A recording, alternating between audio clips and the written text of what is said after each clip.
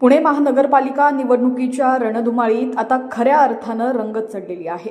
अर्ज मागे घेण्याची मुदत संपल्यानंतर पुण्याचं राजकीय चित्र स्पष्ट झालेलं असून सर्वांच्या नजरा लागलेल्या आहेत त्या प्रभाग क्रमांक 23 कडे। या प्रभागात आता धंगेकर विरुद्ध आंदेकर असा हाय व्होल्टेज सामना पाहायला मिळणार आहे। विशेष म्हणजे दोन्ही बाजूने दोन तगड्या महिला उमेदवार रिंगणात उतरल्यानं पुण्याचं राजकारण चांगलंच तापलंय। प्रभाग क्रमांक 23 मधून शिवसेनेने कसबा विधानसभा मतदारसंघाचे आमदार रवींद्र धंगेकर यांच्या पत्नी प्रतिभा धंगेकर यांना निवडणुकीच्या मैदानात उतरवलंय। रवींद्र धंगेकर यांचा दांडगा जनसंपर्क आणि सामान्यासाठी धावून येण्याची वृत्ती ही प्रतिभा धंगेकर यांची मोठी ताकद मानली जाते। धंगेकर समर्थकांनी हा प्रभाग पिंजून काढायला सुरुवात केलेली असून धंगेकरांच्या कामाच्या जोरावर प्रतिभा धंगेकर यांचे पारडे सध्या जड दिसतंय।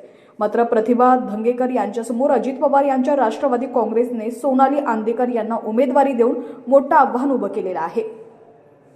सोनाली आंदेकर या मयत माजी नगरसेवक वनराज आंदेकर यांच्या पत्नी आहेत। आंदेकर घराण्याचा या भागात असलेला प्रभाव आणि त्यांना मानणारा मोठा वर्ग ही सोनाली यांची जमेची बाजू आहे।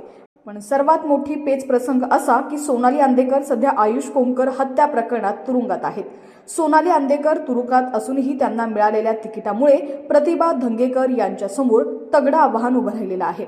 आता सर्वांना उत्सुकता आहे ती एकाच गोष्टीची, सोनाली आंदेकर यांना प्रचारासाठी जामीन मिळणार का? जर त्यांना जामीन मिळाला तर हा संघर्ष अधिक तीव्र होईल। मात्र जामीन न मिळाल्यास त्यांच्या समर्थकांना संपूर्ण प्रचार खांद्यावर घ्यावा लागेल। एका बाजूला धंगेकरांची ताकद आणि दुसऱ्या बाजूला आंदेकर घराण्याचं अस्तित्व।